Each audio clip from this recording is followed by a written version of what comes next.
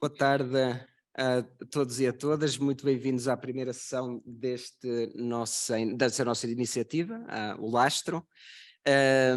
Eu sou o João Paulo Guimarães, investigador a tempo inteiro no Instituto de Literatura Comparada, Margarida Loza, e vou aqui apresentar os meus colegas de painel, a Isadora Cavalcanti e o André Alves, que são os fundadores aqui do projeto, e a Isadora vai dizer umas palavras sobre a Sandra Guimarães, que infelizmente não pôde estar presente hoje, ou não vai poder estar presente.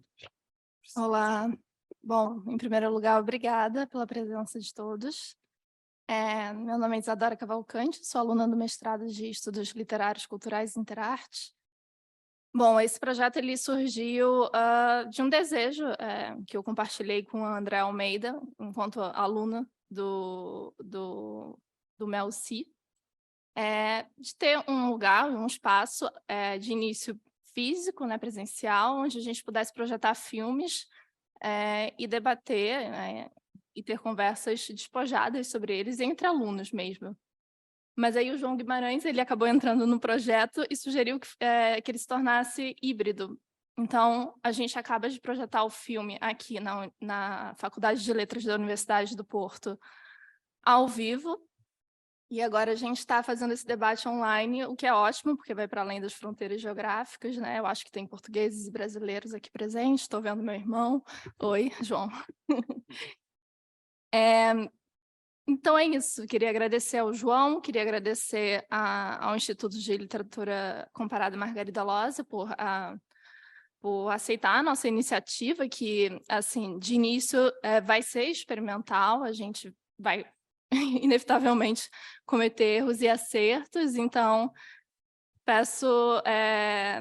agradeço, peço também a compreensão de uma notícia difícil que eu vou dar agora. A nossa oradora, a Sandra Guimarães, perdeu uma pessoa muito importante na vida dela, uma fatalidade que coincidiu com a data do debate, e ela está nesse processo de assimilação do luto.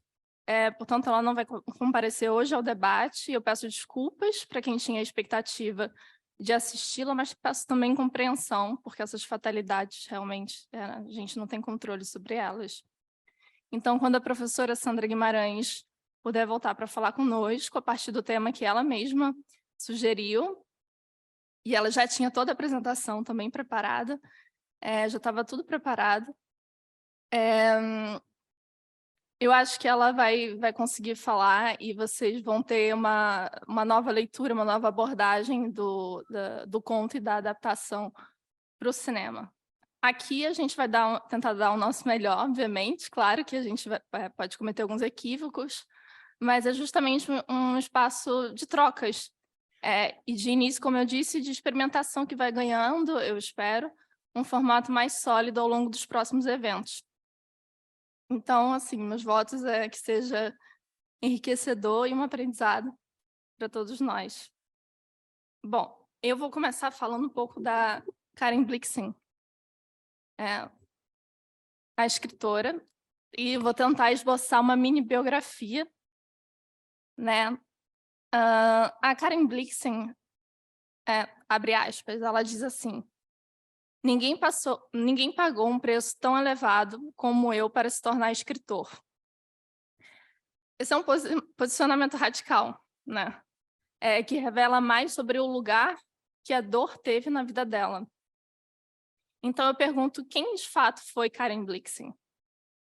Bom, ela é uma escritora dinamarquesa, nascida em 1885, que foi uma verdadeira pioneira em sua época, porque ela tinha um espírito de aventureira, herdado especialmente do seu pai, que tinha o hábito de levá-la para caminhadas na natureza e para caçar, desde a infância. Era um pai que era oficial e também escritor. Então, ele acaba por transmitir a Karen Blixen uma série de meditações existenciais ao longo dessas caminhadas e que reverberam e ecoam em toda a vida da escritora e em toda a sua obra.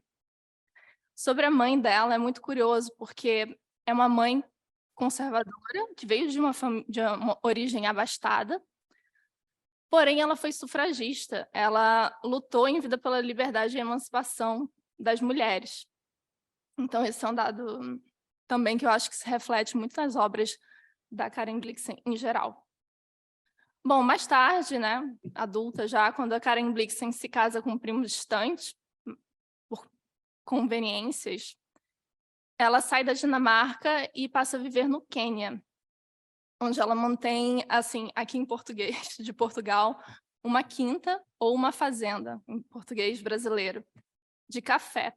E é esse o lar dela durante 17 anos, onde ela vive um leque variado de emoções, indo da tristeza profunda à alegria. Portanto, é no continente africano que a escritora vive intensamente, e foi lá que ela se encontrou verdadeiramente, antes de regressar às suas raízes, às suas origens dinamarquesas.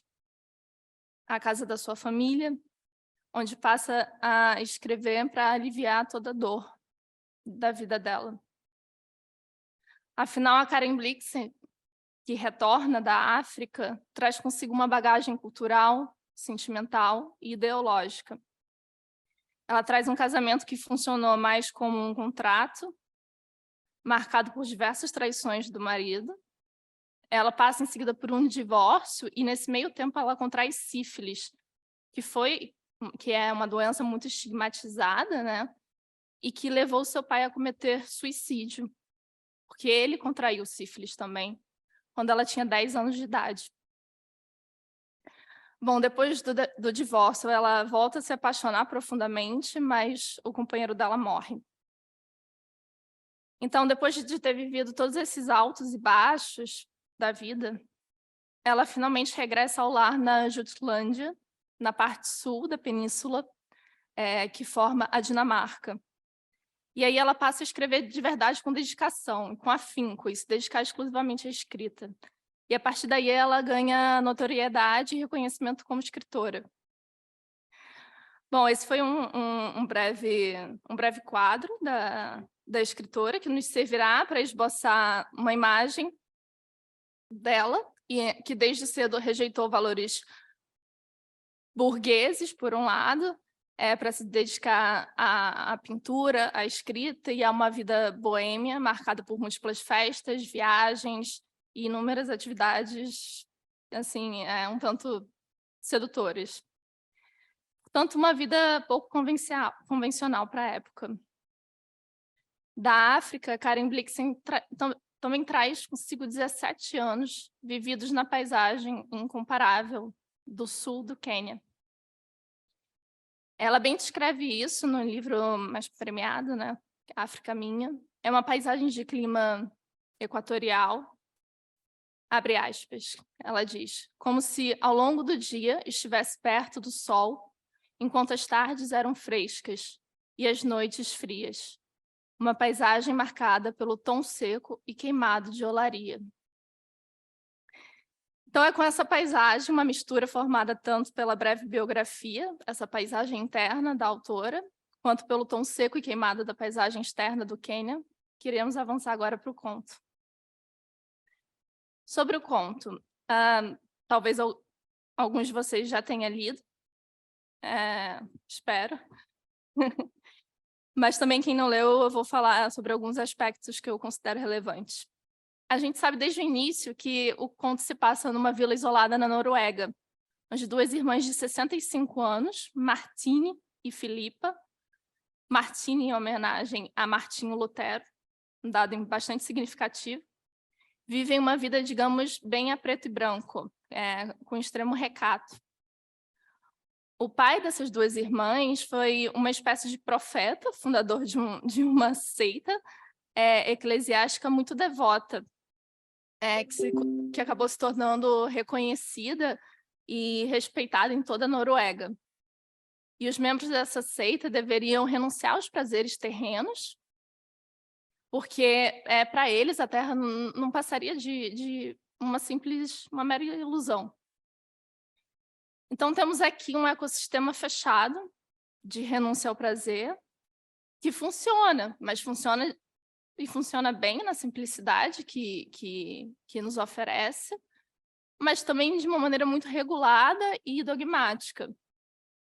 Então, com a morte do pai de Martini e Filipe, né, o profeta dessa seita, esses mesmos membros envelheciam e minguavam dia após dia, entre lamentos, choros e brigas.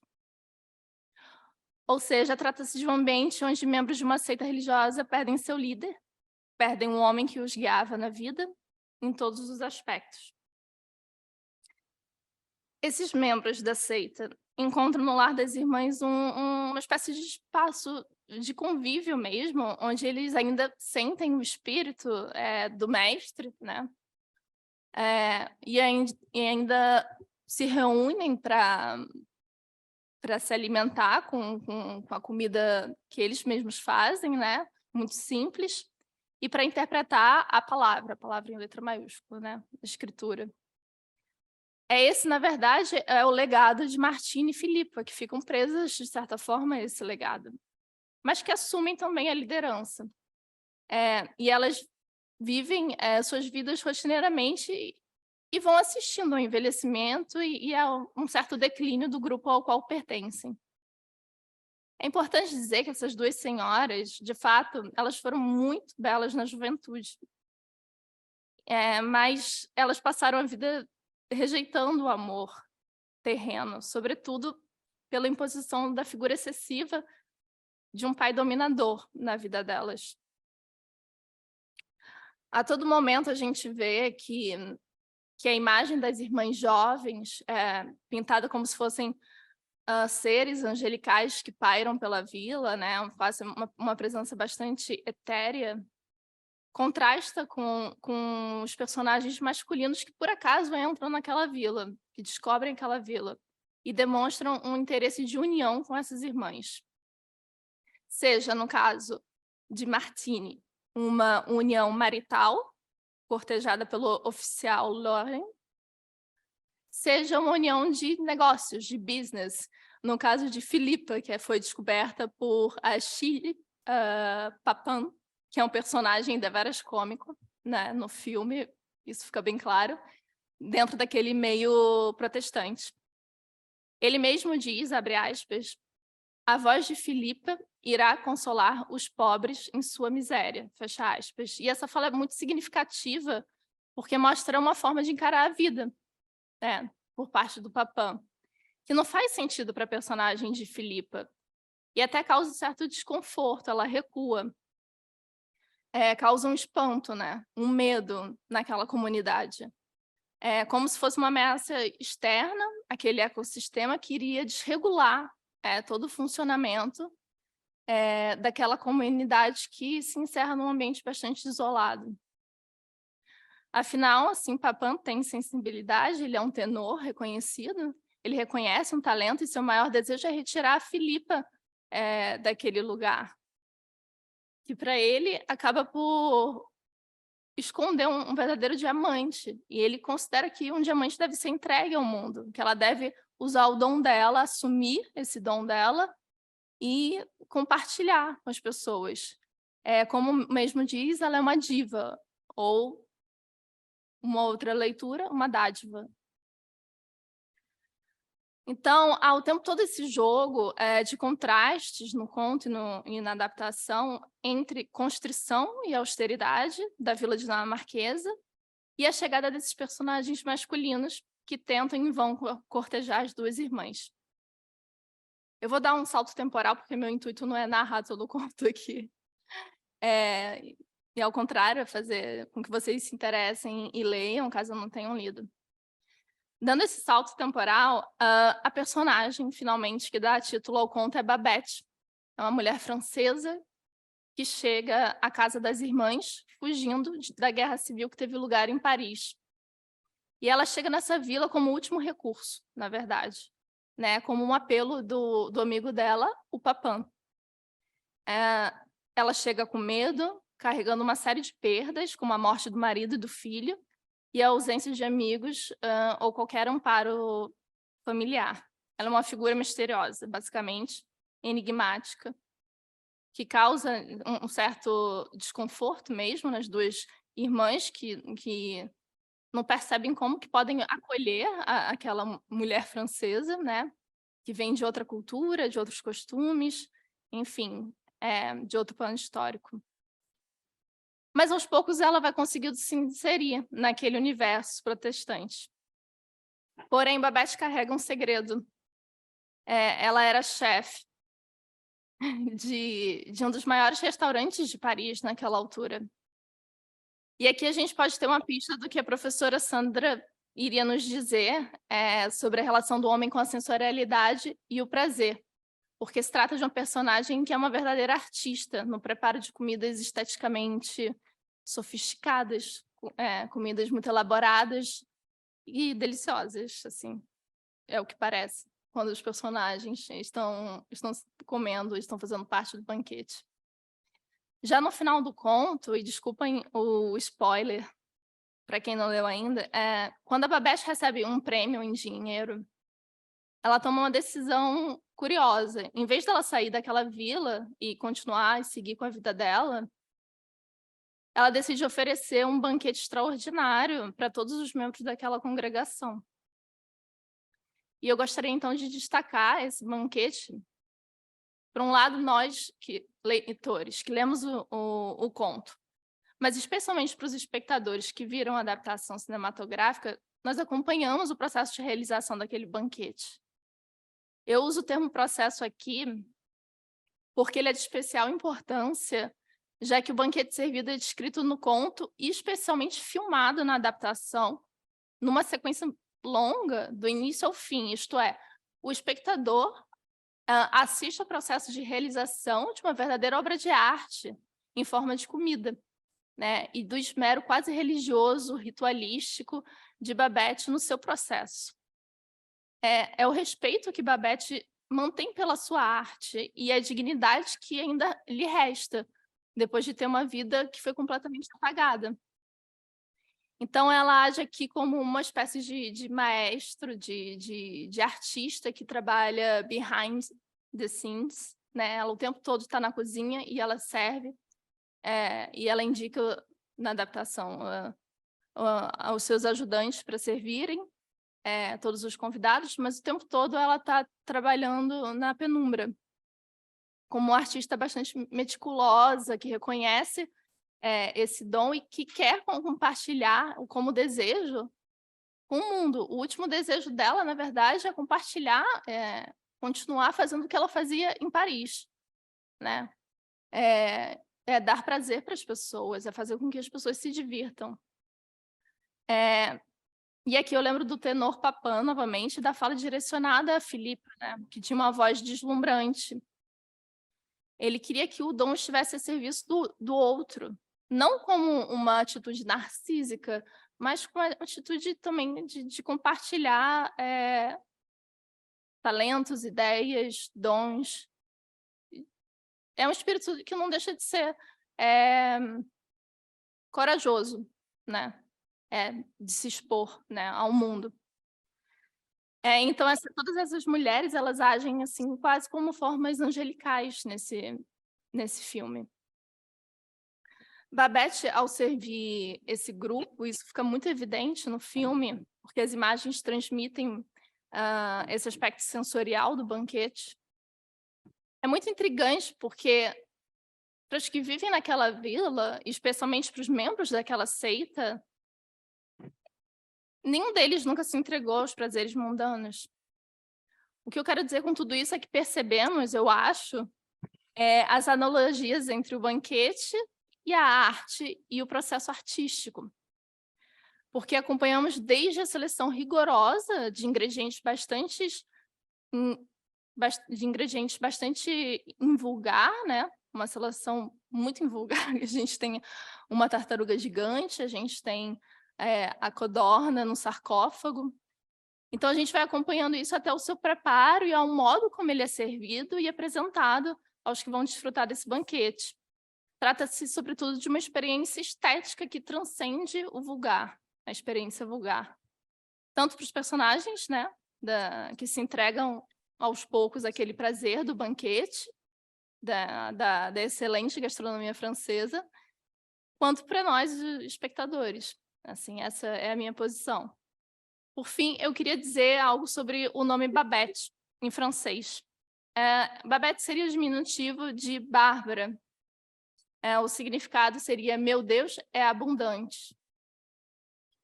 Isso, para mim, é uma declaração. A fé de Babette advém da abundância e não da escassez. Antes eu tinha perguntado quem é Karen Blixen, e agora eu pergunto quem será na realidade Babette, né? O que ela carrega consigo?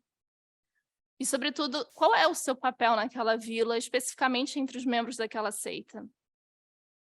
A gente pode pensar em Santa Bárbara, que foi uma virgem mártir da Igreja Católica.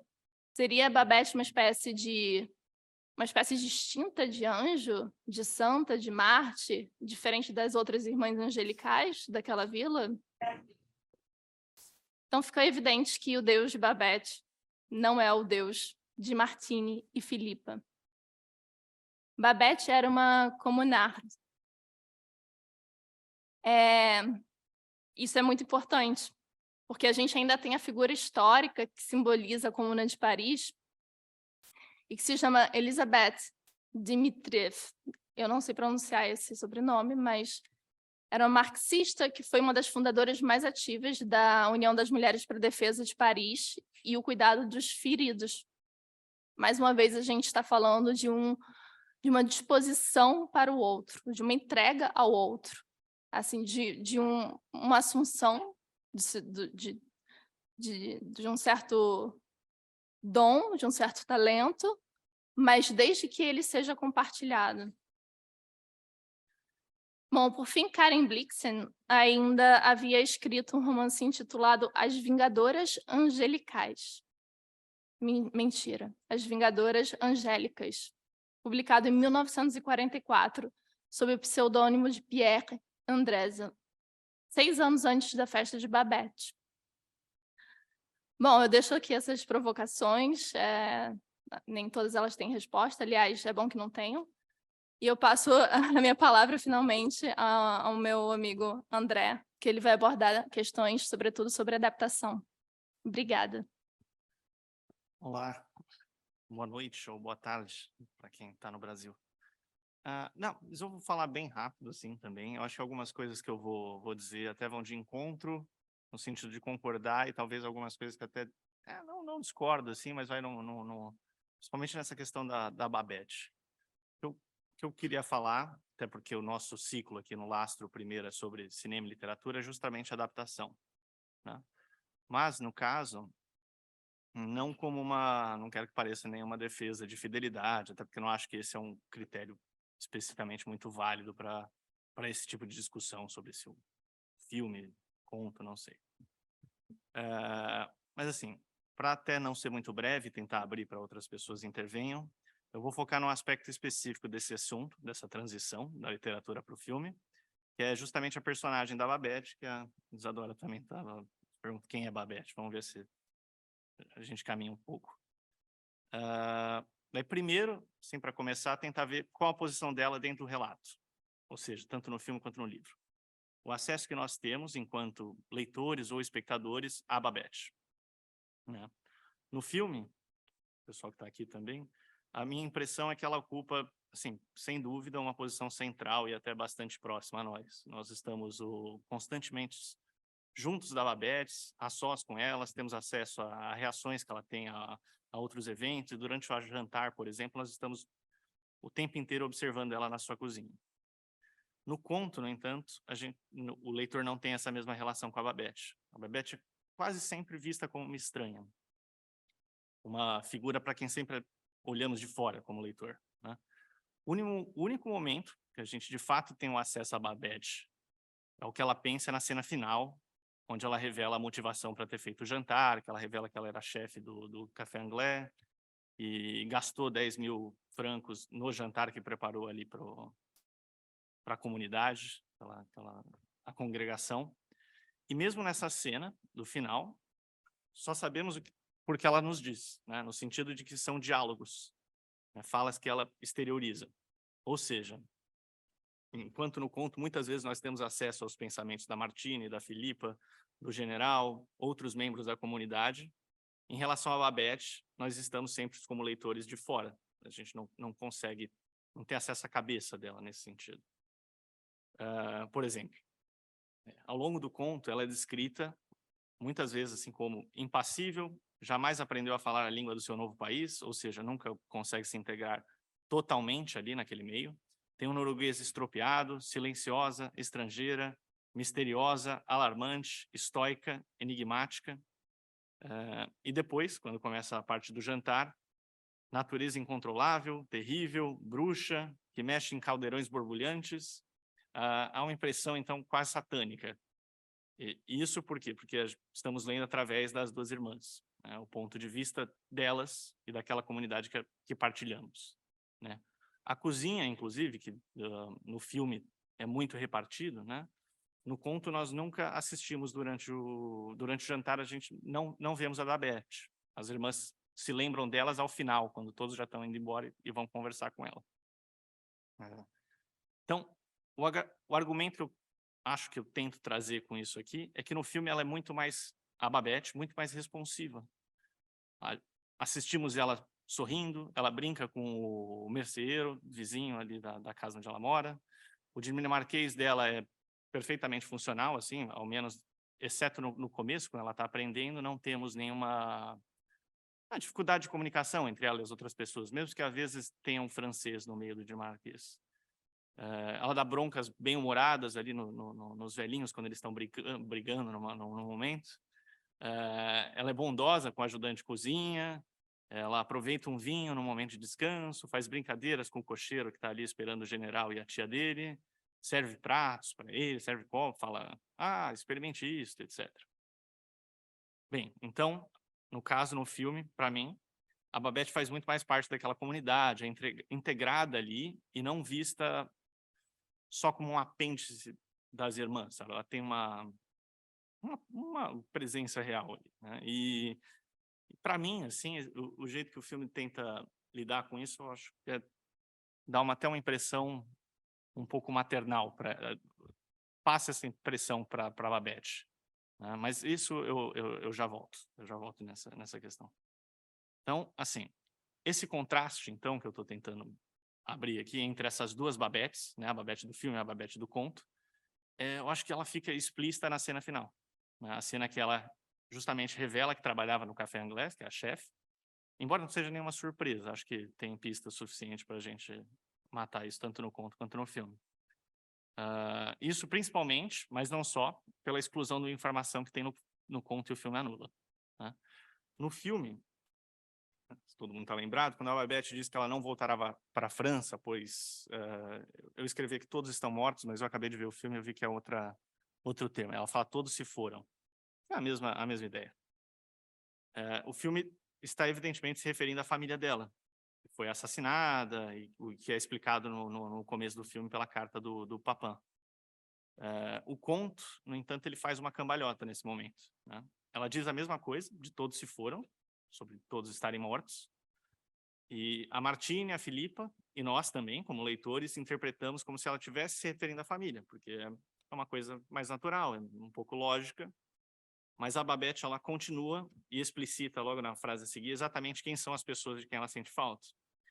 E daí ela vai, e eu vou ler aqui também, sem muita qualidade de línguas estrangeiras, mas o Duque de Morny, o Duque de Decazes, o Príncipe Narinskine, o General Gallifet, Aurelian Shaw, Paul Daru, a Princesa Pauline, todos eles, que são as pessoas com quem ela lutou como uma comunar na França, né? O General Gallifet, que não é explicado no filme, mas no romance fica claro, é inclusive o general que, no romance não, no conto, o general foi inclusive quem mandou matar a família dela. É um bocado chocante, eu acho, sabe? E vai de auxílio a essa imagem de incompreensão que eu acho que existe no conto, que você quase não consegue exatamente entender a Babette totalmente. Ela admite que eles são pessoas más, cruéis, que levaram a opressão e injustiça aos pobres, e que ela lutou contra, e fica satisfeita de ter lutado contra.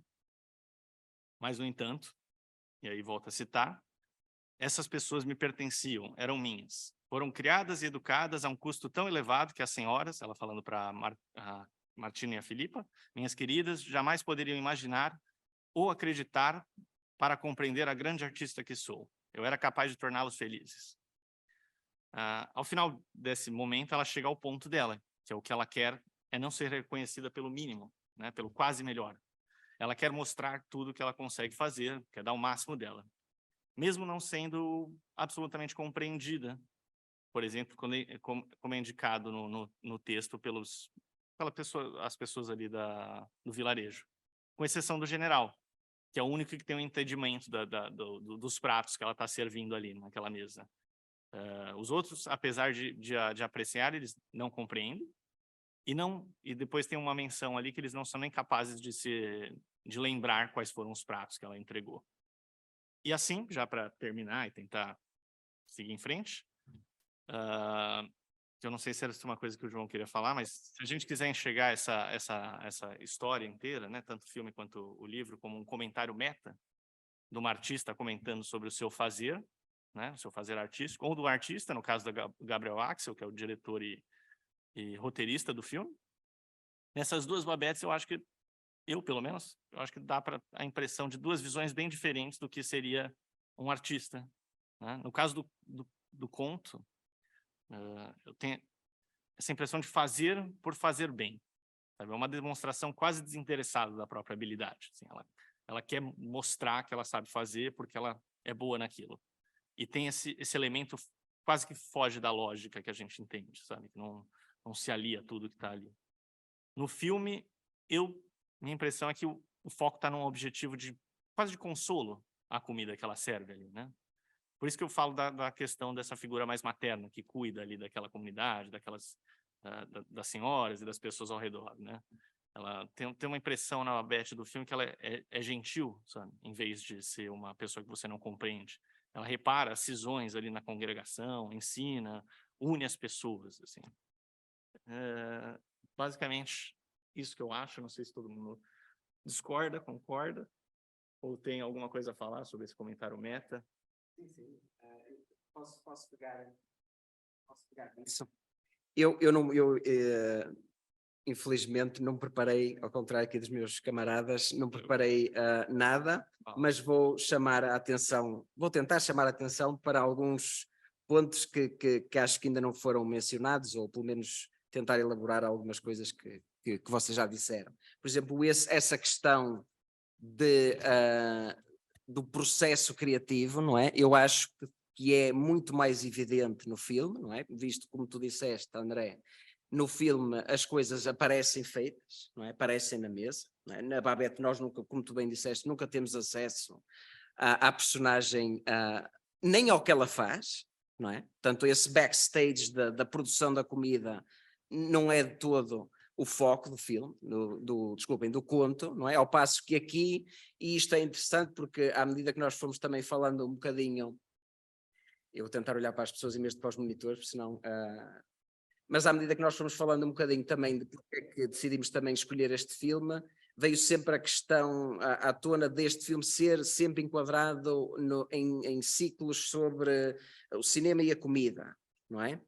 E a verdade é que eu não tinha lido, confesso que não tinha lido o conto antes de hoje, portanto foi hoje que eu li o conto pela primeira vez, e há muito pouco ênfase na comida, acho eu, no conto em si, não é? O conto é mais, se quiserem, alegórico, mais metafórico, mais sobre esse aspecto de comunhão, não é? De Eucaristia, não é? E notem que aqui temos 12 pessoas à mesa, portanto isto é mesmo um banquete, se quiserem, com conotações religiosas evidentes, não é? Portanto, um banquete transformativo, não é? Mas acima de tudo assinalar essa dimensão do fazer, não é? Da poiesis, do making, não é? E mesmo notem do lado até feio da produção artística, não é? Que nós vemos, por exemplo, não sei se é uma codorniz ou a ser preparada, não é? E nós vemos a Babette a desventrar, não é? No fundo a codorniz e a partir ao meio, não é? E é tudo muito do domínio do tátil, não é? Do material, não é? É uma parte, se quiserem, que nós não temos de todo acesso no conto, não é? E aqui temos esse lado processual, não é? De criação artística. E isto para também ligar com uma coisa que o André disse, que eu concordo, não é? Que no conto há muito mais ênfase nessa figura da Babette como artista que se quer provar a si própria como tal, e no filme, pelo contrário, há uma ideia de artista enquanto alguém que se apaga a si mesmo e que deixa sobressair o produto final, não é? A arte em si, não é? Deixa a arte falar por si própria, não é? Portanto, há um apagamento, se quisermos, do artista, não é? Intencional, eu acho. Como tu dizes, há essa humildade, se quisermos, não é? Por parte da Babette, que é uma opção, não é? Que podemos concordar, aliás, gostar mais de um ou do outro, mas acho que é intencional também da parte do filme, do realizador, não é? Portanto, desculpem, só voltar a esta questão. Eu acho que é muito importante esta diferença do tempo que o filme dedica, de facto, à comida, a servir a comida, a mostrar os diferentes pratos. Eu estava a perguntar ao André, no fundo, quem é que tinha deslindrado qual é que é aquela emenda, porque se vocês forem à página da Wikipédia, por exemplo, sobre o filme, tem a emenda, os vários pratos descritos com muito detalhe, não é? E isso é algo que não aparece no conto de todo, não é relevante, não é? Eu acho que o general comenta os vários vinhos que vão aparecendo, não é? Sim, o prato em si, Da não é? ordem em si aparece. O prato que é desenhado pela Babette, não é? Ele nota que é, ok, só podia ter sido feito por uma pessoa no mundo, não é? É aquela pessoa, não é? Pronto, deixem-me só mais alguns pontos, eu já me calo e damos aqui a palavra às pessoas que estão no Zoom e também que estão aqui, que vocês não conseguem ver, mas está aqui ainda bastante gente que nós vamos tentar chamar para a discussão, não é? Só chamar também a atenção para o lado humorístico do filme, que eu acho que é mais atenuado no conto, não é? Acima de tudo no início, achas que não? Acima de tudo no início do filme, este lado quase que automático, mecânico daquela fé daquele grupo de pessoas, não é? É muito evidente, não é? Eles funcionam, cantam, não é? Rezam de forma muito automatizada, robótica, não é? Eu dei uma gargalhada, que estava sentada há bocado aqui com os meus camaradas, dei uma gargalhada quando se nota, por exemplo, o olhar de paixão, de fervor religioso de uma das filhas do pastor, não é? E há um contraponto da cara de Jesus, não é? Impassível, não é? E como se estivesse completamente neutro e aborrecido até com este espetáculo todo. Portanto, há um traço, acho que bastante humorístico, não é? Na forma, se quiserem, sempre muito coreografada, como os personagens vão interagindo umas com as outras, não é? E mesmo esta ideia de plano, não é? De plano divino também, as pessoas parece que vão já atuando de acordo com os papéis que lhes foram entregues para isto. Nós podemos voltar possivelmente a isto depois, não é? Este contraste aqui que eu acho que é mais significativo no conto entre o catolicismo e o protestantismo, não é? Que o catolicismo é, aliás, a Babette, quando aparece naquela aldeia, não é? É vista como, eu li o conto em inglês, por isso, desculpem, não é? Popish, não é? A ideia de excesso da Igreja Católica, não é? Do Papa, não é? Desta ideia do pecado a ser algo que é mais bem aceito, não é? Se quiserem, e de mais fácil redenção, não é? De mais fácil confissão, não é? Confissão na Igreja Católica, não é? Também. Mas isto para dizer o quê? Que há esta ideia de facto de plano divino, não é? Que nós notamos também no filme, não é? E depois voltamos às tantas também a isto, esta ideia de graça, não é? Que isto para roubar, nós já agora vimos há algumas semanas os Buffalo Film Seminars. Eu estudei na Universidade de Buffalo e eles passaram o filme recentemente. Dois professores meus tiveram uma discussão sobre o filme e destacaram precisamente este conceito de graça como algo que, tanto o conto como o filme de facto realçam isso, não é? De graça como algo sobre o qual a pessoa não tem controlo, não é? Portanto, não fazemos nada, não é? Não é possível fazermos nada, ou antes, a salvação, não é? De acordo com vários dos segmentos do protestantismo, não tem nada a ver com boas ações, não é? Ou com mérito da pessoa individual, não é? Tem mais a ver com algo que vem de fora, não é? Que nos é entregue como um presente, se quisermos, não é? De forma quase que aleatória, espontânea, não é? E isto é algo que acho que tanto quanto como o filme também colocam bastante a tónica nisto. O general faz esse discurso, não é? Eu esforcei-me tanto ao longo da vida, não é? Para ser boa pessoa, para ser um bom cristão, para chegar a algum lado, não me serviu de nada, não é? E no fundo se quiserem, esta redenção vem quase como de uma forma gratuita, não é? De fora, externa. Pronto, eu vou-me calar. Agora passo talvez a palavra primeiro a pessoas que queiram fazer alguma pergunta aqui no público e depois passamos ao Zoom. Entretanto, alguém tem? Eu vou só ali passar o microfone.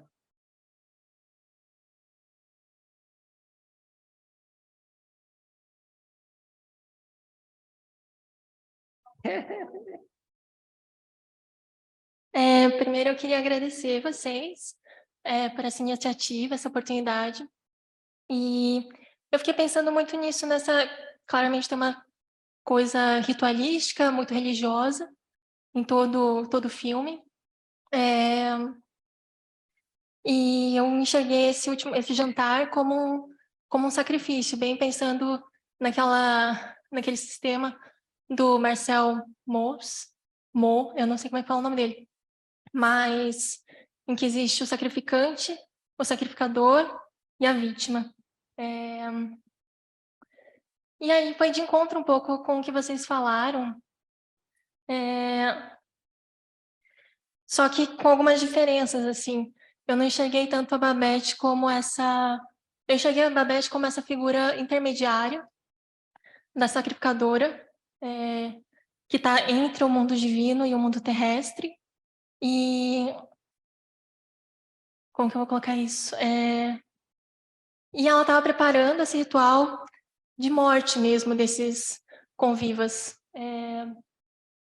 dela, dos outros, todos são muito idosos, e claramente os pecados que eles cometeram na vida estão incomodando eles agora, de uma culpa, assim, uma preocupação, ai, Deus vai me perdoar por essas coisas que eu fiz, e ela purifica eles através dessa graça, como o professor João falou, mas é necessário que eles aceitem a graça. Ela vem de graça, mas ela tem que ser aceita. E aí eu fiquei pensando nessa coisa da figura da Babette, porque ela, para mim, no filme, ela só vira cristã no final, assim. Ela só lembra que é católica no final. O resto, ela é tipo uma personagem grega, quase, esses heróis, deuses, que estão em exílio e no final mostram os seus poderes. E aí foi um pouco contrário ao que vocês estavam falando, eu fiquei em dúvida. Não sei, eu queria falar um pouco mais sobre isso, assim. Se ela... Eu vejo que, principalmente no conto, pelo que vocês falaram, a religião dela é a arte. E acho que é essa visão do filme também, que a arte maior, a religião maior é a arte. Mas, não sei, queria que vocês falassem sobre esse papel da Babette. Tem um único comentário, é que eu vou para o lado mais profano da graça, né, vamos dizer assim. E voltando ao ponto, honestamente, eu tenho uma certa parcialidade ao ponto em relação ao filme. Mas, admitindo. Mas no conto tem uma coisa muito interessante que eu não sei quanto fica, apesar deles beberem muito, e tem aquela coisa das pessoas comendo e tudo isso, mas no conto tem um duplo sentido que eu acho que sempre tem entre se eles estão de fato atingindo essa graça ou se não é só um efeito quase momentâneo que eles não percebem a alegria. Por exemplo, antes do general se levantar e fazer o seu discurso, né, que é um dos momentos chaves lá no final, a Karen Blixen escreve, como é que era?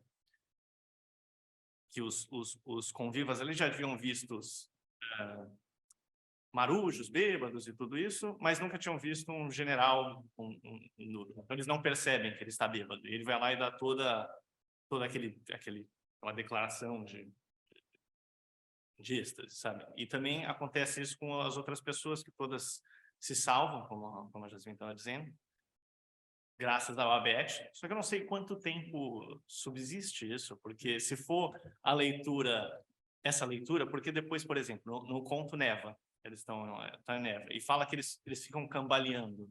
E no dia seguinte, eles dormiram até mais tarde, e eles dão uma desculpa de que foi porque caiu muita neve e cobriu as janelas. Mas, na verdade, você pode ter esse duplo... Talvez eles simplesmente estavam, sabe, tipo, cheios, repletos. É uma graça que, na verdade, é só uma comilança, assim, sem parar. Mas eu acho que a Isadora tinha alguma coisa interessante até na abertura dela, que ela falou justamente sobre essa coisa do sacrifício e da Babette, que eu acho que ela tem um bocadinho disso, de sacrifício. Eu acho que a Babette, ela é uma figura enigmática tanto no conto quanto no filme, mas de formas diferentes. Quando você você falou do sacrifício e dessa mediação, que eu acho muito interessante, a questão do canal, o artista como canal, como um conduit, né? Como um condutor. E eu acho que a Babette está ali, e também, né, nas celebrações religiosas, né, há canais, você vai ver nas mais variadas religiões, né, e práticas religiosas e rituais, há sempre um canal. E quando a gente coloca as mulheres, eu falo mais do filme agora, porque é muito nítido isso, nessa posição angelical, tanto as irmãs quanto a própria Babette no final, porque a grande revelação como você disse, é no final, né?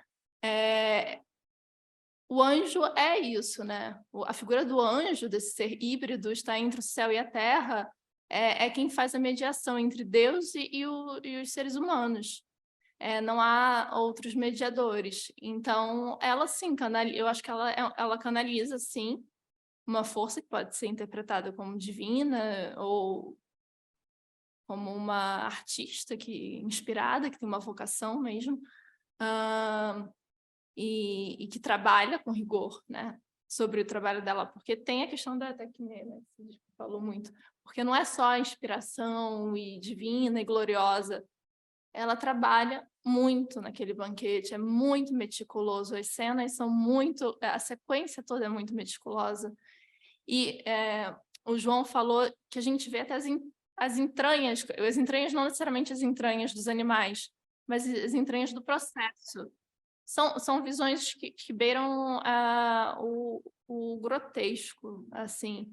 Então, a gente tem tanto um filme religioso, mas a gente tem temas como o grotesco, a gente tem o personagem do Papin, que é totalmente cômico naquela região. E eu acho que sim, que a questão do ritual é muito presente o tempo todo. Mas são rituais diferentes, porque a Babette carrega outro código com ela, outro DNA, digamos assim. E aquela sociedade a gente também não pode tratar como um amigo meu me enviou uma mensagem de 10 minutos ontem dizendo que tinha achado o filme superficial, porque a Babette seria um ícone imperialista, né, europeu, e ela ia lá ensinar as pessoas, pobres coitadas, que não sabiam desfrutar dos prazeres terrenos. Assim, eu achei curiosa essa observação dele e acho que pode fazer total sentido também, dependendo da leitura. Eu gosto muito da questão do sacrifício, mas eu confesso que eu não domino muito essa área, eu gostaria de dominar um pouco mais. Posso responder? Eu só queria, assim, só um comentário sobre essa questão, última questão, imperialista, assim, eu pensei, não nisso, mas como é curioso, porque teve a parte, assim, das entranhas, etc., dos animais, que as pessoas da vila ficaram enojadas, e talvez, pelas imagens, pra gente também, o público ficar ou enojado ou chocado, mas isso é do estrangeiro, com a comida diferente, que é considerada nojenta, e aí o que é considerado nojento, e por que uma comunidade tenta considerar alguma coisa nojenta. Enfim, em outros trabalhos, mas é interessante porque geralmente esse exótico está numa posição subalterna politicamente, e ela está numa cultura dominante. E aí o que a gente vê é, tipo, eles aprenderam a comer, né? Tipo, agora eles sabem que é bom, realmente, mas... mas também essa coisa da coisa um pouco nojenta me fez pensar naquele filme A Partida, não sei como é que é o nome aqui em Portugal, mas é um filme japonês sobre uma pessoa que prepara os mortos. E é um grande tabu, essas pessoas são... Enfim, não sei até que ponto o filme é realista, mas segundo o filme, essas pessoas são um pouco ostracizadas no Japão, justamente por lidar com o morto. E tem uma cena em que esse cara, ele está ensinando o sobrinho dele a seguir a profissão, e eles comem uma iguaria no Japão, que é o esperma de um peixe. E ele fala, querendo, enfim, uma metáfora para o trabalho dele, que tudo que é delicioso tem alguma coisa de nojento. E eu acho que é isso um pouco que ela introduz na vida deles, né? Essa graça tem que ter um pouco de pecado. Enfim, é isso. Poxa, obrigada, hein? Só um comentário muito breve. Eu acho que essa via do grotesco é como se fosse o outro lado do sublime, né? O grotesco e o sublime. O grotesco como acesso ao sublime. Que às vezes o grotesco ele é separado da sociedade, principalmente uma sociedade muito puritana, né? Quando, na verdade, a gente vê isso em outras obras. Por exemplo, vou falar de Frankenstein, que é uma obra que eu gosto muito. A gente tem um monstro, a gente tem o Victor Frankenstein, que cria, né, um monstro, uma criatura, só que a criatura tem reivindicações, porque ela tem vida, ela... No final, a gente se pergunta quem é o monstro ali. Rola até essa confusão, né? Quando a gente fala Frankenstein, né? Frankenstein é o cientista e não o monstro. Mas a gente fica pensando quem é o monstro. Então, eu acho que o grotesco é uma via para o sublime, sim, para essa dissolução, na verdade. Porque o que acontece no final do filme é uma dissolução do ego também, das pessoas que estão ali. Elas estavam muito presas nos egos delas.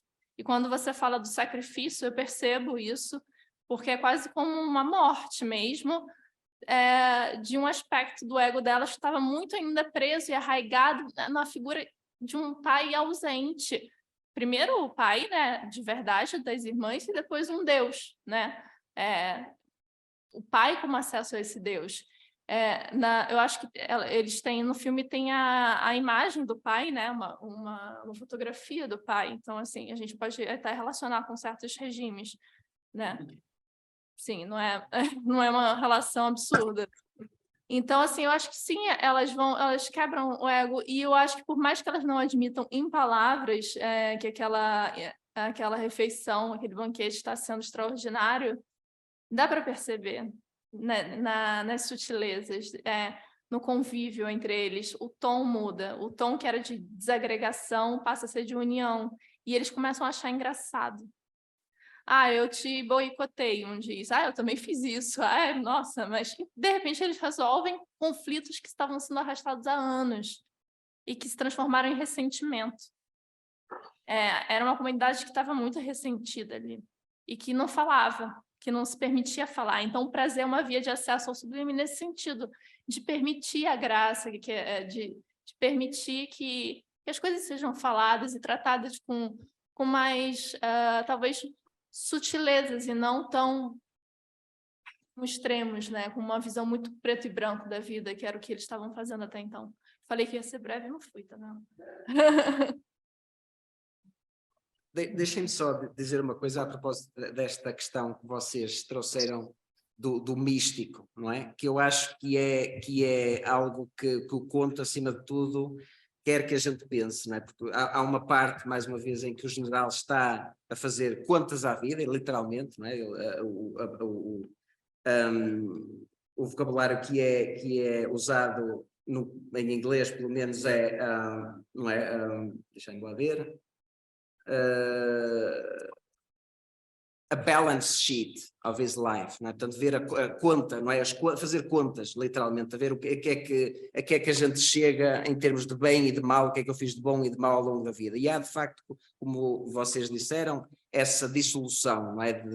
No final, não é? E o final, deixem-me já agora dizer isto, o final, no conto, é completamente explosivo, não é? Não tem nada a ver com este final. E isso é interessante porquê? Porque aqui a escolha de fazer... como o André dizia, no conto, por exemplo, nós temos as pessoas a saírem da casa das filhas do pastor, a cambalear, não é? E quase que caem na neve de joelhos, não é? Em êxtase total, não é?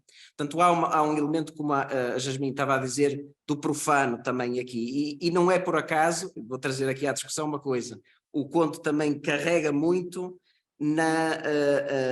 no Don Giovanni, não é? Na questão do Don Giovanni, o que é, no fundo, a ópera que o Papin traz para como é que ela se chama? Filipa, a cantar com ele, não é? E no Don Giovanni o que temos no final, como se devem lembrar, é precisamente um banquete, não é? Com o demónio, não é? O Don Giovanni é como você... não é o típico Casanova, não é? Que acaba por cair no inferno, se quiserem, não é? Perder essa graça, se quiserem, que aqui é o centro da atenção, não é? Essa graça que é que nós ascendemos através precisamente do pecado, ou como vocês disseram, do terreno, do mundo terreno, não é? Dos prazeres, como a Sandra provavelmente falaria mais, não é? Dos prazeres terrenos, não é? Dos sentidos. E é isso para já.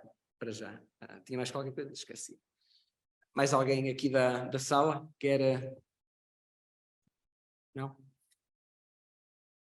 Passamos, quem quiser agora no Zoom talvez intervir, eu pedia-vos que levantassem a mão para eu vos dar a palavra.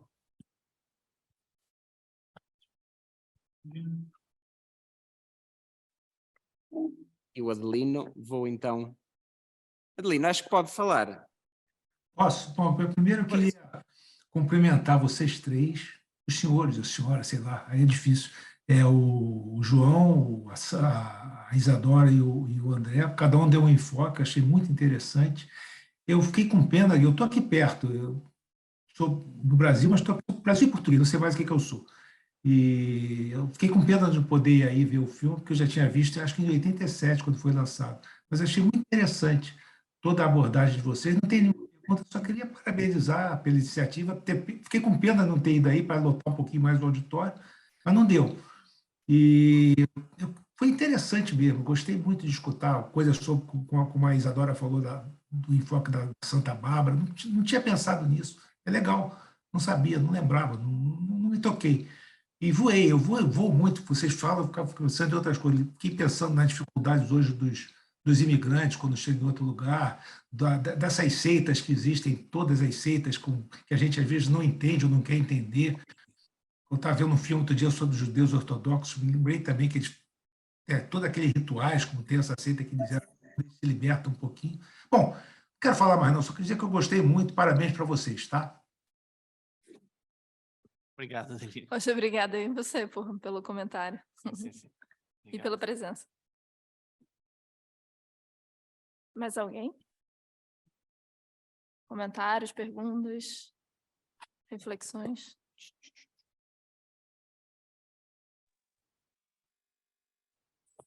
Aqui o Bruno Padilha. Bruno, consegues? Estás aí? Estou aqui, estão-me a ouvir? Bruno da Universidade de Coimbra, doutorando em Filosofia. Força, Bruno. Em primeiro lugar, agradecer-vos por esta iniciativa e, claro, ao João Paulo pelo convite para estar aqui também a escutar-vos. Eu gostei muito das vossas intervenções, achei todas muito interessantes. Também não tinha pensado nessa questão do Santa Bárbara e eventualmente das ligações que pode ter, mas pronto, lá está, cada um de nós lerá o filme à sua maneira, de acordo com a sua formação, e eu achei que seria quase um tratado de teologia, no fundo, porque vemos muito bem esta dicotomia entre a transcendência, não é, de Deus e a imanência do mundo sensível, do qual a comunidade dos crentes se procura afastar, não é? Mas que, e é isso que eu acho, no final a grande lição, acho eu, é como é que, no fundo, a lição cristã é que o mundo é bom, não é? Que O mundo é o quê, Bruno? o mundo é bom, não é? Quando Deus criou o mundo, Certo, certo, certo. diz o mundo é bom, e acho que era isto, e no fundo é esta a lição que os crentes desta seita protestante Uhum. é esta verdade que eles se fechavam, parece-me a mim, não é? Porque procuravam sempre ver o mundo como vaidade, como passageiro.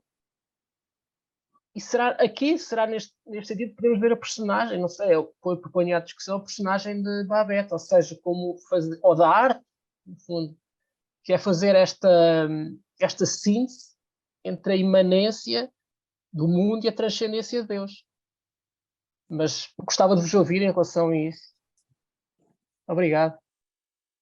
Obrigado, Bruno.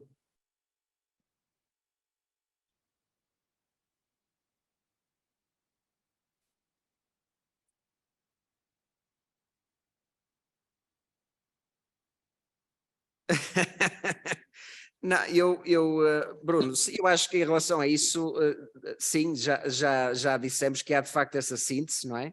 Do terreno e do transcendente, não é? Como tu bem disseste. E sim, chamaste a atenção também para isso, que ao longo do filme há de facto esse foco, e do conto também, de que tudo é passageiro, não é? Que não vale a pena... até é melhor, aliás, até é melhor colocarmos os olhos no paraíso, não é? Precisamente no mundo que existe para além do mundo terreno, não é? E é interessante, eu não sei o que é que vocês têm a dizer sobre isso, é esta ideia de que tanto a Babette, não é, como a Filipa, que vão finalmente ter a sua recompensa no mundo para além da morte, se quiserem, não é? Há uma insistência muito grande nisso, não é?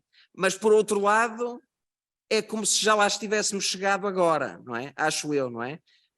Tanto o leitor como aqueles participantes da comunhão, não é? Se quiserem, daquela Eucaristia, são transportados, não é? Através deste, se quiserem, banquete dionisíaco, não é? Para este dionisíaco, lá está, e mais uma vez, isto não é algo que o filme torne claro, não é? No conto é muito mais evidente, não é? São transportados para esta, como o conto aliás diz, não é?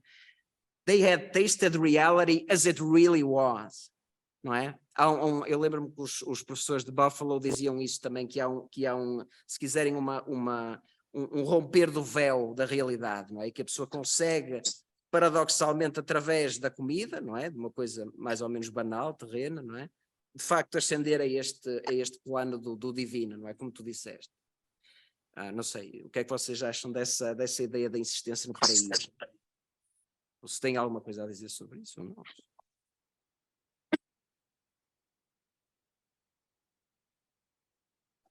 Não, eu tenho, de fato, no começo, eu não vou lembrar agora exatamente da frase no filme, mas é a ideia daquela comunidade que, de fato, não acredita que nada exista...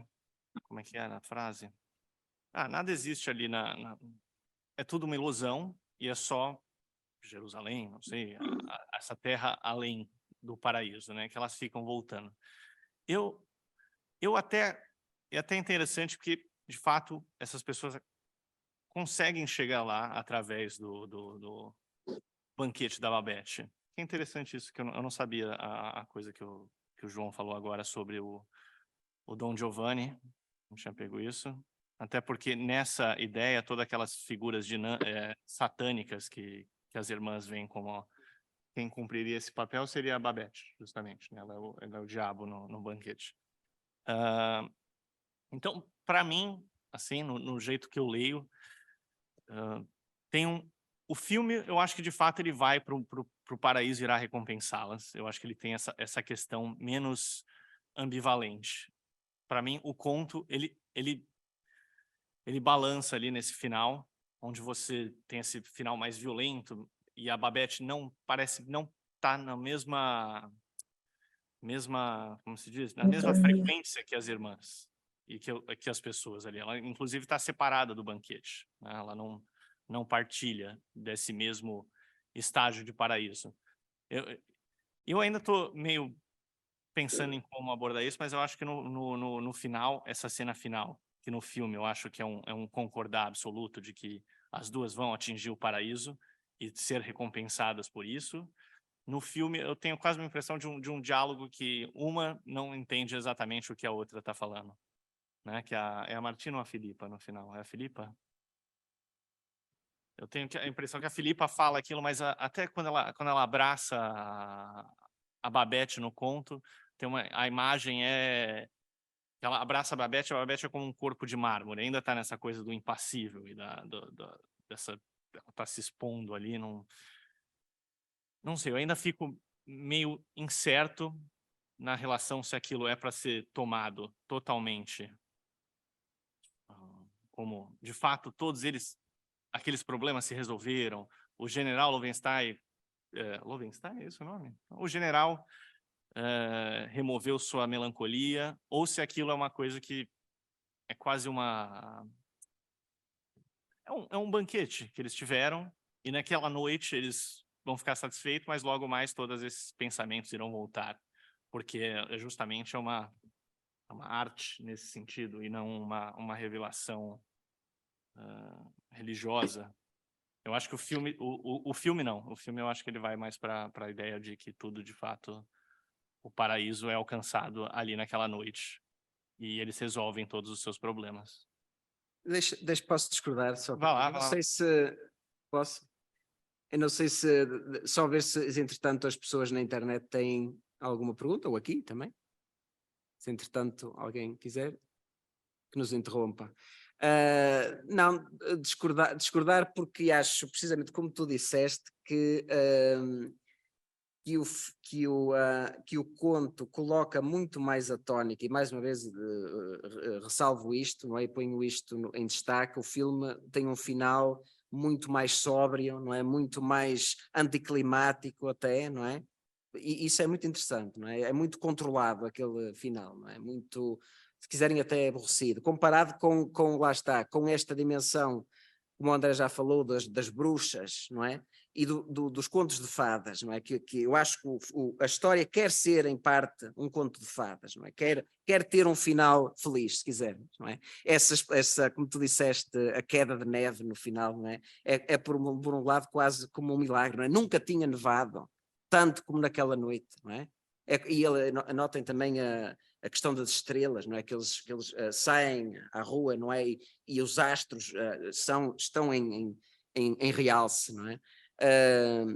Portanto, eu acho que o filme tem essa dimensão se quiserem, de fantástico também, não é? De conto de fadas, de inverosimilhança, não é? Que o filme não tem tanto, não é? Diria eu, não é? E eu calmo já, só pôr o dedo aqui numa questão que vocês há bocado tocaram, que é nesta, e que o André trouxe outra vez à discussão agora, que é elas não terem palavras para comunicar certas coisas, não é? Nem uma com a outra sequer, não é? O conto coloca a tónica muito nisto, não é?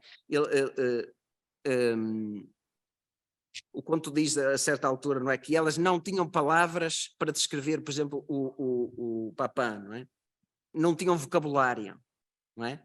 E isto é muito interessante também à luz, precisamente, do que tu disseste há bocado, André, não é? Que chamaste a atenção para o facto do general ser o único naquele banquete que consegue fazer discernir o que é cada um dos pratos, não é? E cada um dos vinhos, não é? Para o resto das pessoas aquilo é se quiserem, lá está, há uma dissolução até de categorias, não é? Há uma passagem que eu também gostava de trazer para aqui, que é, desculpem lá, vai ser em inglês, eu lamento, mas também está no filme, não é? Uma passagem que é: "It is not only when man has forgotten, but altogether renounced all ideas of food and drink, that he eats in the right spirit", não é? Ou seja, só quando de facto não temos ou abandonamos as categorias, não é? Os conceitos, os preconceitos, as preconceções para julgar o que é bom, o que é mau, o que é bem, não é? O que é pecado e o que é bom, não é? Se quiserem, é que de facto conseguimos provar, lá está, ter acesso à realidade de forma imediata, não é? Como tu também disseste, essa questão do imediatismo, não é? Não, portanto, chamar a atenção a essa ideia de que, sim, o general tem vocabulário para descrever e para apreciar aquela comida, mas o conto, ao mesmo tempo, dá-nos a impressão de que aquelas pessoas conseguiram experienciar aquele banquete na sua plenitude, sem terem esse conhecimento, se quiserem até, e aqui, desculpem, vou ter que pegar nisto depois, eu depois passo-vos já a palavra, mas a questão política para mim é central também, não é? Que é esta concepção de arte, não é? Como algo que depois acaba por ser defendido pela Babette no conto, como algo elitista, se quiserem, não é? Ela é uma artista, uma grande artista, aliás, o nome do último capítulo é The Great Artist, não é? O grande artista, não é? Que só ela, não é? E o general é que têm, de facto, competência ou vocabulário para falar daquela experiência, não é? E ao mesmo tempo a narrativa em si vai, não é? Undermining, vai indo contra essa tendência de high art, não é? De divisão entre entre a boa arte e a má arte, não é? Entre o sagrado e o profano, não é? E eu quero voltar à política, vou só aqui passar a palavra aos meus camaradas, os meus comunards, mas...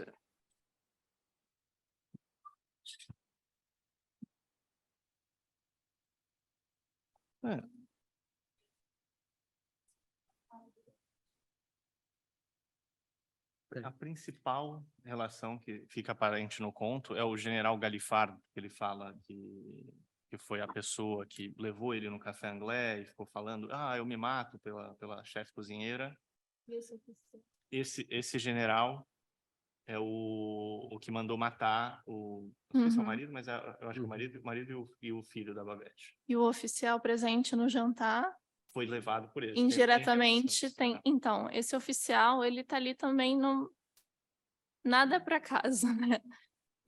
Ele tem relação com o passado de Babette, ele tá ali presente e no filme fica bem explícito que a personagem diz que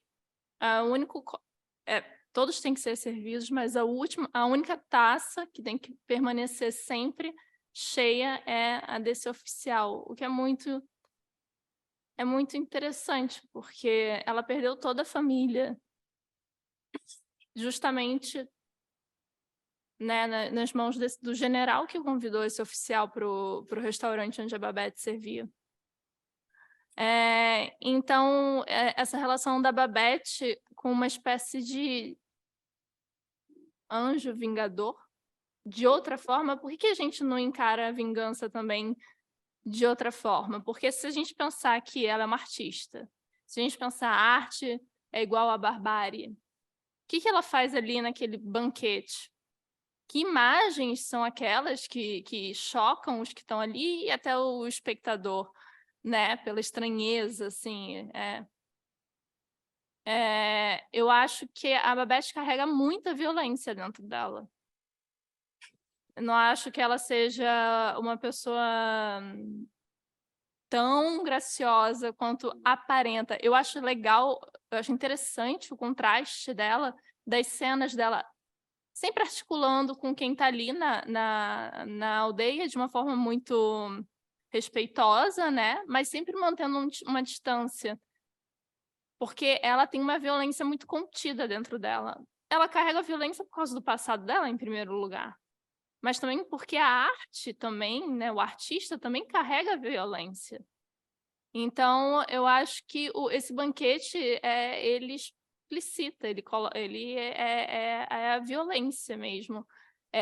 A violência pushing the boundaries, né? Tipo, cruzando, alargando as fronteiras de todos, não só dos aldeões, mas também da própria Babette, que no final,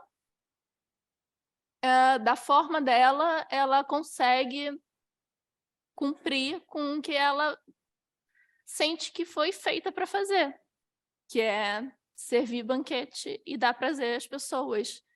E aí perde um pouquinho um caráter ideológico, assim, porque a arte dela vai além disso.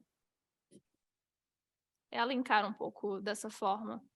Por isso que pode soar elitista, mas na verdade é que ela está tão focada no dom e na função dela e no ato de servir, que às vezes as barreiras ideológicas ficam em segundo plano. Eu sinto muito isso na personagem. E no final, ela não está alegre, ela não está eufórica, mas ela está resoluta. Ela segura uma taça de vinho, que também é bastante significativo, né? É um signo bastante significativo, né? Vinho, um vinho tinto. Então, ela está degustando aquele vinho tinto, o que sobrou daquele jantar. E no final, ela se revela. Eu acho que é um final positivo, não otimista para ela, no sentido do otimismo, né? Mas eu acho que é um final que a Babette merecia na adaptação. E no conto é, de fato, mais dionisíaco, é o êxtase, assim, é euforia, realmente as pessoas entram numa mistura, inclusive com os elementos da natureza ali, não só com a comida, né? Depois elas saem. E no filme, não, você vê uma imagem que parece até natalina, né? De todos se reunindo em volta de um poço, que eu não percebo direito isso. Mas eu acho que eles já passaram pela barbárie, e agora eles estão naquele nível mais do sublime também, que não precisa ser necessariamente condicionado por uma religião muito específica. Que eu acho que é isso, o filme também não quer condicionar essa religião. Depois da Reforma Protestante, né, a religião protestante tem suas crenças, e a católica tem outras. Eu acho que ali há uma mistura, sabe? E que é muito interessante de se ver, e tendo cuidado sempre de não ficar julgando, porque a gente, como espectador, tem a tendência natural de ficar julgando, e de ser até moralista quando a gente assiste filmes. E eu não acho que a personagem Babette seja moralista.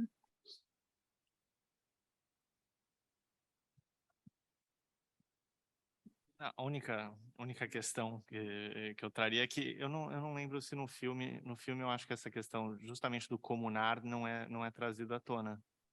Se eu não estou muito enganado. Eu acho que tem que ela foi, a família dela foi morta, mas essa questão justamente da violência é o que o João, esse final explosivo, que ela quase se revela ali, você fica realmente surpreso.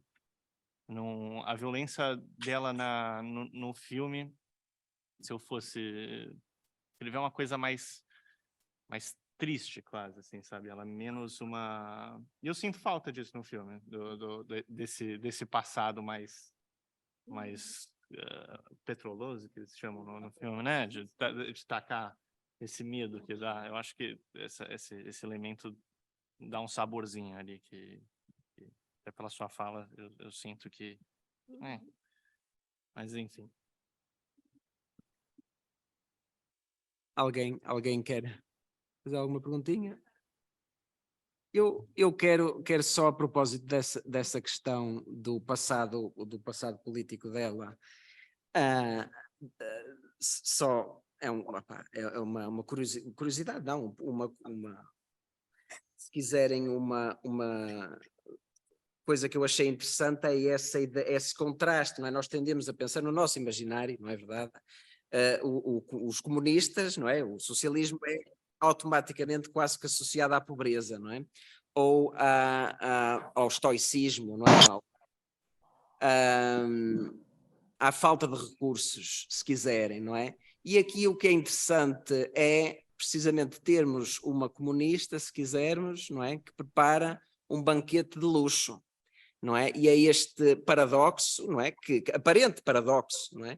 Que diria que é muito relevante também para as nossas concepções do que é o socialismo, do que é a esquerda, etc. Não é? Eu chamo a atenção só para dois pensadores contemporâneos que têm precisamente escrito sobre esta ideia de luxury communism, não é? De comunismo de luxo, não é? De dar de facto acesso às pessoas não só aos bens essenciais, mas bens extravagantes, não é? Desnecessários, não é? Que é uma ideia que parece que, lá está, paradoxal em relação a este tipo de política, que aparentemente, de background político, que ela aparenta ter, não é? E também, pronto, dizer que no conto acho, trazer outra vez à discussão uma coisa que o André disse de passagem, não é? O que ela diz no final, não é? Que não queria, ou que nunca quis ser second best, não é? Medíocre, não é? Que de facto aquele banquete permite-lhe concretizar o seu potencial enquanto artista, não é? Mas ao mesmo tempo, vou voltar ao que eu estava a dizer há um bocado, isto é uma ideia um bocado elitista daquilo que é um artista só é artista se fizer grandes obras de arte que de facto ascendem aos céus, não é? É uma ideia muito paradoxal, não é? Em termos políticos, um artista é só isso. Ou, não é? O filme, se quiserem, ao colocar a tónica nesse lado mais processual, mais de chamar a atenção no processo criativo, não é? À porcaria, não é? Desculpem, agora está-me a faltar a palavra, mas sim, mas é esse lado material, não é? Da produção. Acho que chama mais a atenção esse lado mais mundano também do que é ser um artista, não é? Não é necessariamente ser um gênio, não é? Que eu acho que o conto quer ir por aí, não é? Ser artista é ser genial, é ser o melhor, não é? De facto, ser excelente, não é? Não é necessariamente o caso, não é? Pelo menos na minha opinião, ou na minha concepção. Temos aqui uma pergunta aqui do público.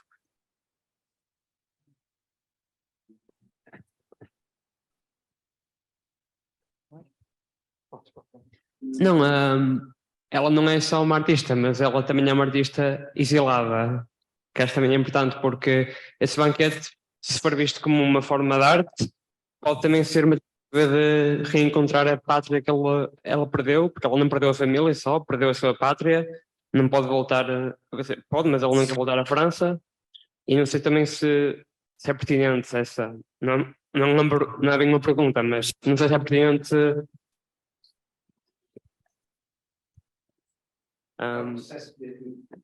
Sim, mas há uma diferença entre um artista só e um artista exilado, porque a pergunta é o que é que o exílio pode fazer à arte, ou o que é que a arte pode fazer ao exílio. Não sei se também esse banquete pode também ser essa tentativa de reencontrar algo que ela já perdeu, e está também a tentar mostrar a outras pessoas que não a percebem, porque o general é o único que a percebe, porque ele é de França também. Portanto, também é isso vê-se muito em arte do exílio. Só a pessoa que é do país de origem do exilado é que consegue perceber realmente esse exilado. As pessoas que estão lá não percebem, mas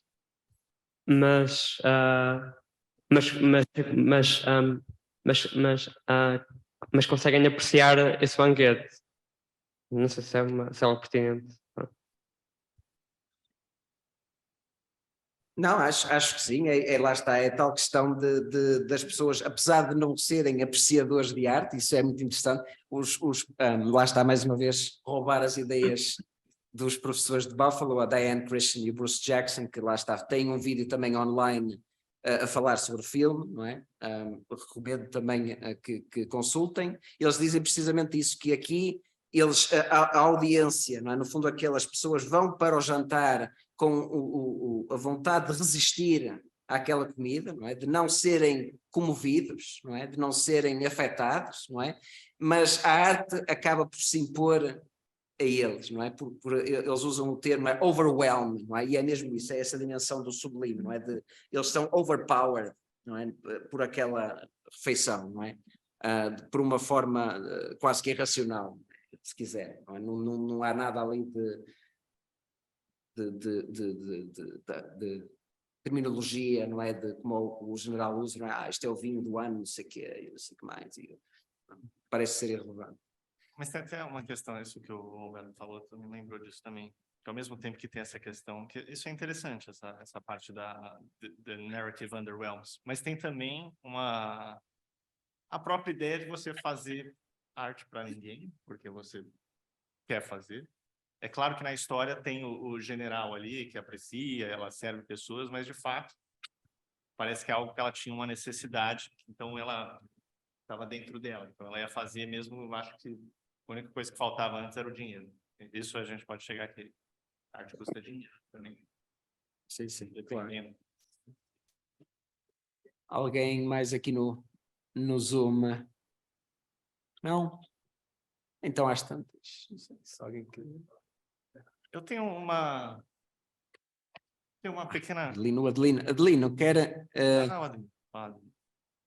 Desculpe, só um registro. Eu só queria deixar um abraço e meus sentimentos para a Sandra, tá?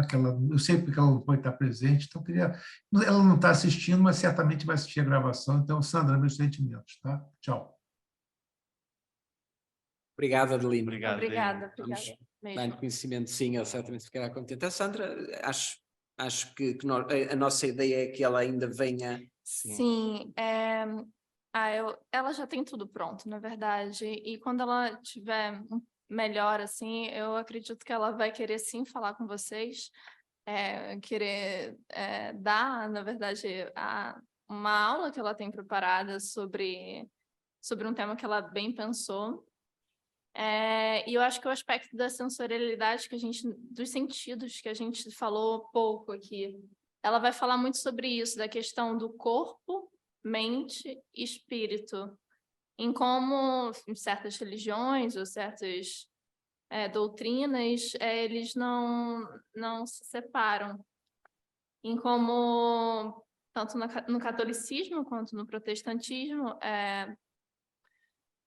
houve uma cisão, né? Então, eu acho que a comida ali,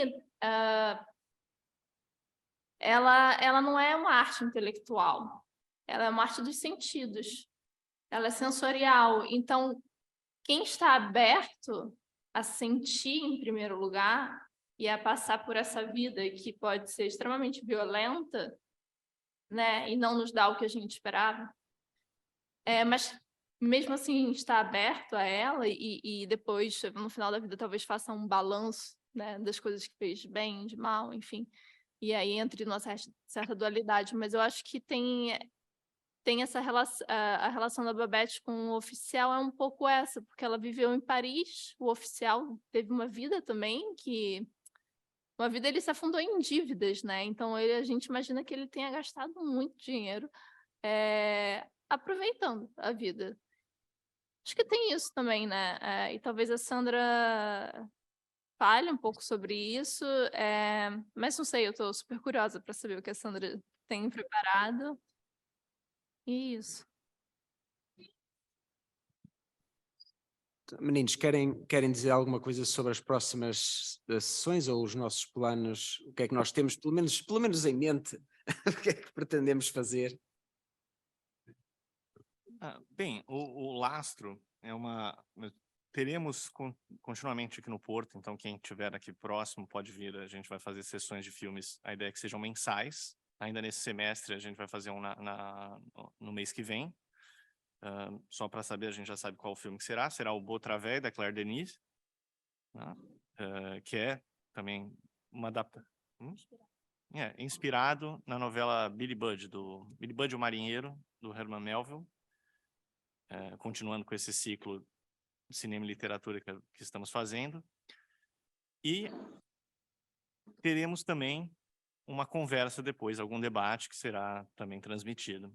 Então, o nosso plano é continuar com isso. Sessões presenciais aqui dentro da Faculdade de Letras e fazendo esses debates nesse modelo online ou híbrido. Temos aqui presente, eu não sei se está ainda aqui com a gente, mas o Ed, um amigo meu do Brasil, ele é realizador e vamos ver se ele está aqui. Ed, cadê você? Ed Lemos, não sei se você está nos ouvindo, mas de qualquer modo, eu já conversei com ele, ele tem um mestrado e ele falou sobre, ele fez uma dissertação sobre uma adaptação também da literatura para o cinema pelo Terrence Malick, né, que é de interesse dele e está nos filmes dele. Já vi um longa dele, vi também parte do próximo longa dele, e pode ser interessante porque é uma perspectiva de um realizador que está aí na luta no Brasil, produzindo arte, que é difícil pra caramba, e também pesquisando. Então, nossa ideia é trazer docentes, trazer investigadores, trazer, enfim, pesquisadores e quem mais tiver, críticos também, críticos de cinema, críticos de arte, de literatura, enfim, pessoas que tenham interesse em fazer parte do projeto. Ele vai ganhando uma forma mais sólida com o passar do tempo, mas ele vai ser mensal. Pronto, e posso talvez só dizer por último, querem dizer mais alguma coisinha? Não. Só dizer por último que este vídeo foi gravado e vai estar disponível, para já está disponível na página do Facebook do Instituto de Literatura Comparada Margarida Loza, aqui da Universidade do Porto, e vai estar disponível no nosso canal de YouTube, onde tem também outros programas que o Instituto também tem feito, e outras conferências que nós organizamos. Portanto, o nosso canal do YouTube, no fundo, se quiserem, para já, pelo menos a principal fonte de divulgação aqui do Instituto. Portanto, tem vários conteúdos que, se quiserem, podem também ver em casa, não é? Pronto. E até à próxima. Muito obrigado. Só falar, se vocês quiserem seguir a gente no Instagram, a gente está sempre colocando conteúdos e avisando dos próximos eventos. Lastro.cinema, super fácil. Podem nos seguir por lá, assim, é por lá que a gente vai indicando e orientando as próximas sessões, tá bom, gente? Muito obrigada a todos. Obrigada. Obrigado, boa tarde.